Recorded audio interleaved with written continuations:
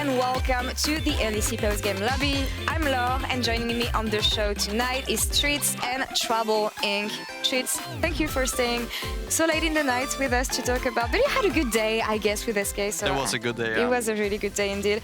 In a day of upsets, Trouble. Yeah, he added another one with the team, of course. We had so many games that were completely unpredictable today. I don't think that a lot of people expected Fnatic to lose. I don't think, no offense, SK were expecting SK to win. I guess, yeah. But I think even the last game was unpredictable, but for different reasons. We came into the day saying that Vitality still was yet to grab a win against one of the top teams. Rogue on a really good way, I want to say, for the past few weeks. Trouble, what did you think of the game when it comes to the draft and how the game played out? It was really interesting because we brought the junglers in the pre-game as well. And I feel like, again, stylistically, you saw the differences. Viego for Haru, Malrang on the Vi, playing much more aggressive. But I feel like Haru played so well with the opportunistic kills he got in the early to mid game. He found the fights. He's always there to shadow his laners when they were getting ganked. And getting a Viego ahead, you will always have that playmaking potential for later on. I think what always comes back to bite Vitality on the bottom is the fact that they seem so disjointed when it comes to team fights. As you will see in this particular replay, Malrang is literally ulting the Tam Kent. Odamne dives the backline to also kill the Tam Kents, but I think the big takeaway here is that Perkz has dived into the pit. He can't move up because he will die. He misses his E. He can't get back into the fight. So if you look at this entire fight, Perkz has barely been a factor for them, and we've seen 3 games of back-to-back Akali action where both Vito and Certus completely popped off on the champion. I agree, and to follow up on what you were saying earlier, Treatz, I want to have your opinion on both Rogue and Vitality in the sense that Rogue played through their composition strength, super strong team fights, but when it comes to Vitality, after the laning phase, it feels like the team doesn't have the necessary cohesion to bring this team fight alive. Yeah, I think Vitality's comp is a bit more X-Factor oriented. I think that the Zeri and obviously the Akali and the Viego kind of have to find some random kills to get the fights going, right? And for the Rogue side, they just click Vi R, click Taric R, go on one guy, just kill him, right? So it's a bit more Ooga Booga on the Rogue side. Doesn't matter if it's Tam Kent. Exactly, yeah, just kill anyone. And I think Vitality, I think they looked disjointed in team fights, right? And I think they didn't really have any tools that made it easy for them. So it was a tough one for them. It was difficult for them, but yet again, we also mentioned the bot lane, and here, Trouble, I think you're going to be happy because... Is it my boy? It is your boy. Comp got the Kia player of the game here with 53% of the vote, bringing this famous Kalista again, paired with a Taric this time around. Yeah, and they got the early 2 versus 2 kills as well down the bot lane. I think it's so important, especially since you will know Treatz as well, Jesus Kalista has been almost permabanned. This champion is so oppressive in the early game, and a lot of the times in the LEC, we don't necessarily see her being used level 1, level 2, level 3, which is very traditional when the LPL will play her really aggressive in lane, right? You guys managed to play it really aggressive. We also saw Rogue do it the same thing. Treatz, any take on the Kalista? Because it's a rising champion, it feels right now in the LEC and in any major region. Also, how does it feel playing this champion in lane? And we know that Jesus is a Kalista enjoyer, so yeah, I guess you will have something to add on this. I mean, if we have Kalista, we win. It's kind of simple. I think the champion just adds a lot of diversity when it comes to fighting. I think early game and mid game is where it shines. Obviously, 6 items Kalista versus 6 item Jinx. The Jinx will win most games, but you have a lot of tools on Kalista and you want to use them. So I think when this champ is just farming and chilling, it's not really doing a lot and you really want to go for the kills. So I think that's what separates the really bloodthirsty Kalista teams and the ones that pick it just to kind of survive lane. I agree. And also good tools to defend neutral objectives. Trouble, we often see it around Dragon and Baron, the kind of tools that Kalista can provide. Grab that Amumu, shove that Amumu in, he gets the 5-man ult, boom, dead. That was amazing. We'll talk about Amumu later because you were right in any picks to watch you predicted this morning. But let's move forward to this crazy day we had in the LEC. Magical day, as we may say, because it's a Stargardian week. But a day of upset, Trouble, as we said. Astralis picking up a win. Misfits upsetting also against Fnatic. And of course, Mr. SK with us today with the big win for SK. I feel like we had so many transformations, particularly today. The Astralis game, I think we were talking backstage with Vedius as well. I'm like, come on though, like they're 11k behind. They're not Misfits, they're Astralis. But that one fight at their inhibitor turned the game completely around. The Misfits upset as well. Upset dies here as well, so pun not intended, but on brand. I feel like Vito was completely unleashed onto the Akali. There was no point-click CC to stop him. Once he got a few kills in the early game, he rolled them over. And yeah, I'll let you, Treatz, talk to me through this one. Yeah, I mean, honestly, I can't even remember much. When you're in the game, you just see enemy champions and you want to kill them, right? So I think I was even dead in this clip, so I was just spectating it. I had the same information as you guys, and I think when we saw Volibear fly in, we were like, oh, this is not looking good. Oopsie. Yeah, but then he died, so I think it was okay. But it was a very hectic game in the late game. I mean, we were calm, but the status of the game was very hectic.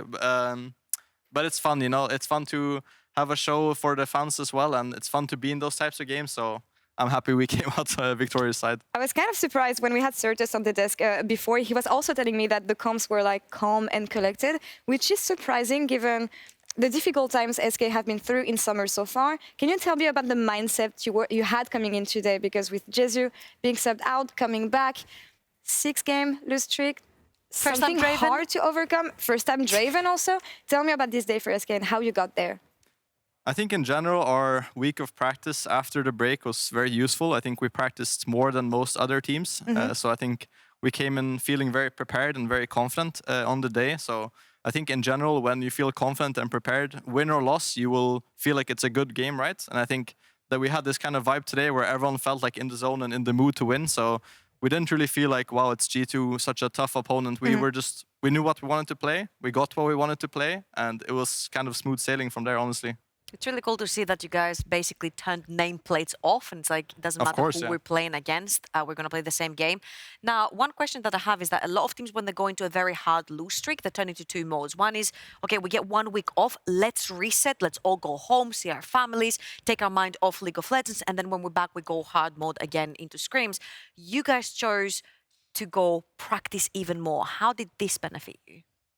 I think, yeah, I mean, practicing more when you're losing makes a lot of sense in my head. I feel like if you're losing, you can't really afford to take those extra days off. So I think we all wanted to scrim, especially with Jesu coming back from being sick. It was kind of like a given. And I think we had a lot of LPL and LCK to watch as well. So we wanted to incorporate a lot of things we saw work over there and try them out for ourselves. And I think in scrims it worked out well, and on stage most of them worked out as well. So it was kind of a confidence boost for us. And we have Excel tomorrow, another difficult team, so to say. So I think if we take the 2-0 this week, that's a good start to the after-break performance. Exactly. I want to ask, do you think we're going to see brighter days for SK now, or are you still waiting for tomorrow and maybe the I mean, we can't say that we're going to win the entire league after one victory. Right? We remain confident, and I think even in the losses that we've had, we've been confident. We just have kind of had, I think, the wrong identity and kind of a bad way to look at the game. But I think right now we're very in sync, and I think that's all we need. I like what you said earlier in the sense that you kept on working, and especially because you guys didn't find success, you guys needed to keep on working and improve, and especially through scrims. But I'm just wondering, how hard is it to have a healthy schedule and meaningful scrims when maybe you don't know where to look and how to get things better? Yeah, I think it's important to not overanalyze and overcompensate, because it's easy when you're losing to be like, oh, now I have to play 20 extra games per day. I have to watch VODs until 3 a.m. You know, like, I think it's important to keep the things you know work for you and keep it in wins and losses. And I think that's something that we managed to do pretty well. Yeah. We took a lot of losses, so we knew how to schedule our weeks, right? So I think just in general, it's important to have a healthy schedule, win or loss. And I think we always had that. We always had our gyms, our good food, you know, like, I think we always had things to enjoy and a good, like, healthy environment in the team. So that stayed with us, and I think the extra practice helped a lot as well. I really like it because you managed to get a positive approach, but also bring some new picks to the table. We talked about the Draven, we will talk about the Puppy later. But Trouble, I want to turn to you because today you had a really cool segment about picks to watch in the LEC. What's these picks? Watch these picks. Sorry for the ripoff videos. But yeah, I mean, I want to say you got everything right. We didn't see Seraphine, but she was banned all the time. She was banned all the time, I think, except one game that she wasn't. We saw Amumu to great success. Astralis brought that. We saw Zlatan's Lee Sin being banned away, unfortunately, but Elyoya picked it up and it looked really strong paired up with Alessandra. And the reasons why as well, right? Amumu is C champion, Bandit Toss champion, Bandit Toss again. All team, he dies. It doesn't matter how much HP this champion does. If your team piles up on them, they will die. And with Lee Sin, we saw Elyoya. It pairs up so nicely with mid lanes like Swain, Lissandra, Ari, that set up for your ganks, that get you ahead in the early. But my core favorite right here has to be the one and only Poppy and Treatz. Gilius brought the Poppy in your game. Please talk to us a little bit about that. I mean, I think if anyone has watched LPL, they have seen Poppy pop off, so to say. I think it's just a pick that's been working for us. I think it's very flexible. It has a lot of deniability as well as good setup by itself. So the champ is just very strong. I think depends on what you want from your comp, right? But I think it fits in a lot of comps, and it worked out today. They picked Gnar, we picked Poppy. Gnar can't jump anymore. Nice, kill Gnar. Look at her spinning the hammer. But I think Poppy is a pick we're going to see more and more trouble in the LEC with the Lee Sins coming back, Gnar, as you mentioned, all these disengaged tools that you want to avoid. Wukong is surprisingly still getting picked, even after the nerfs. It works against him as well. And a lot of the champions like Akali, we saw 3 back-to-back Akalis where in the end, you saw that Vitality had to actually ban the Akali, the Poppy, because it is so strong into champions that really want to be dashing around and play the game like Sylas's, Akalis, and all that. We'll see what tomorrow brings, but before that, let's take a look at the standings after this crazy day in Week 4 in the LEC. Rogue first now, XL second, and then it's super stacked. Chaos. I was about to say, it's chaos. When you look at the middle of the pack, we came into this week with like a clear top 4, and I remember in Humanoid, especially in an interview, saying that there's a clear difference between the first 5 teams and then the rest of the LEC, but after today, I don't know what you think, Treatz. Yeah, I think it's kind of up in the air. I would say that BDS is the clear bottom team, unfortunately for them. I think the rest of the teams all can compete with each other. I think that when we're on form and have good drafts like we did today, we can also beat anyone. So I think it definitely is a bit of chaos in the standings, but I think it also benefits us. We're looking for more wins, obviously, and with a very close standings, I think that opens up some opportunities. I just want to bring up to the light yet again how Rogue have found themselves sneaking to the top of the standings for once again. This is classic Rogue. Yeah. This is classic regular season Rogue when everyone's like, but they're not even that flashy. Yeah, but they make it work. If you get the W, you get a W, right? You don't have to be flashy. They went back to what we used to know from them in Sprig, and I think it works once again. We'll see if it can work for them tomorrow as we look at the schedule. And here, there's 2 games I want to focus on, the Misfits and G2 game, because after today, I don't know what to expect. We came into the week thinking that Misfits would have a super difficult schedule. Fnatic on day 1, G2 on day 2. But after what I saw from G2 today, Treatz, I don't know what to think anymore of this game. Yeah, Misfits is such a weird team still. I think they just kind of pick up wins here and there. I don't know how they do it still. They keep getting away with it. Yeah, they can't keep getting away with it. I think they have also a solid understanding of what they want to play. They play a lot of aggressive champions, and it's still kind of the VTO carry show. But I think G2 doesn't really have that identity yet, I think. I think they're struggling to find out what to pick, as we saw today as well. So I think it will be an interesting clash, because usually the team that knows what they want to play will win, even though they might in paper be like worse. I mean, we have an anime video about these 2 teams' trouble. So any hints on how this one will go for you? Okay, so I think even though the VTO versus Cap show is going to be huge, I feel that right now Jankos and the team are not syncing up very well together, and Zlatan seems to be getting on his stride yet again. So I feel like the mid-jungle matchups are going to be extremely explosive, and we need to keep a close eye for tomorrow. And of course, the last game, our LG Ultra Gear match of the week, Vitality versus Fnatic. 2 teams who lost today. Any expectations for this game, Trouble? Oh boy, I think I'm glad we're having the mid laners right here, because I'm going to ask you about Humanoid, because I feel like even though we do praise Perks and Vitality has one of the best early game solo laners, they are always up ahead in CS at 14, everyone on the map. But then when it comes to transitioning this, it feels like they're so desynced. And you told me something very interesting about Humanoid in the green room. Yeah, I mean, I think that Humanoid is kind of playing a 1v9 style where he picks up a lot of farm and gets very fed. And I think he does a good job in team fights as well. But I feel like Fnatic just kind of looks disjointed at times. I think their drafts also don't really speak a lot what they want to do in the game. I think they just have a bunch of everything, like a very hard pushing bot lane with Azir, and then they're kind of getting outscaled still. So I think they also, like G2, need to kind of go with one style, I would say. I think both for Vitality and Fnatic, I think if they find a style and stick with it, then they will be better teams than what they are right now. They're kind of all over the place. They just go every pick that there is. So I think styles and how they match, I think both teams are kind of even, I would say. I don't think one is a clear favorite right now, even though Fnatic might be a bit sharper in team fights, I would say. Yeah. Just a little reminder that these were the super teams and the expectations we set back in spring when they first joined with their new rosters, right? All the way at the start of the year.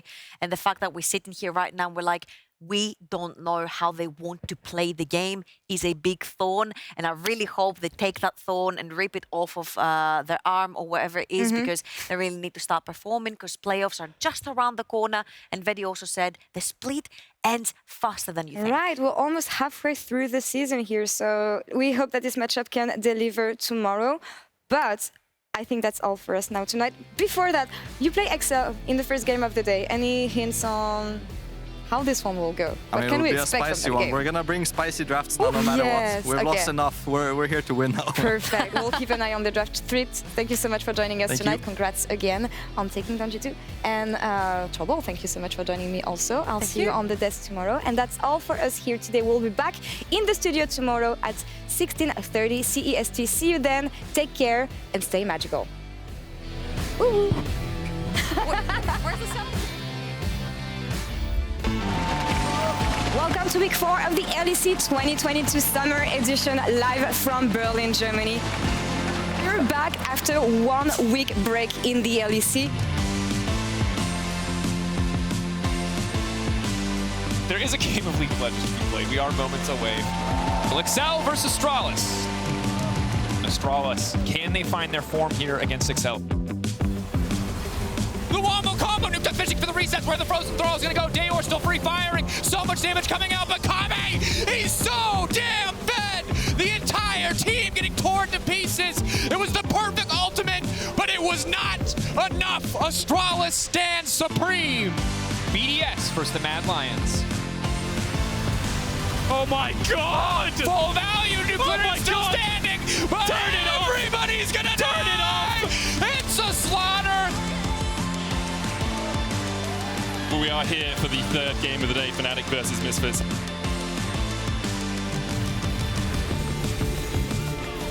BTO trying to get into the backline. Darkbind misses, and BTO just assassinates Upset. And he may have not met anyone that made him fit in lane. But Upset is damn scared of BTO now. Another kill for Misfits. They wipe up the team fight. G2 versus SK up next. SK still struggling at the bottom of the table. Let's see if they can win. Woo! An Elder before Jankos has the Stormbringer, goes in, the reset happens though, and then an inopportune moment for Jankos, the reset, Caps slides, Caps glides, Caps dies, the Elder taken by SK. Let's move on to our last game of the day, Vitality versus Rogue.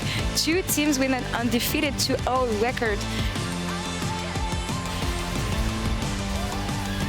Marang trying to trade onto a Perks, who dives in with a perfect execution. Great Gnar into the wall with a counter Gnar, it's huge! Larson steals away the ultimate and just does it better. Cosmic Radiance now gonna keep Rogue so healthy. Kazi trying to get out of this one, has the flash, can try and turn it around. 6 wins in a row for Rogue. Immune, invulnerable and unbeatable Rogue today here.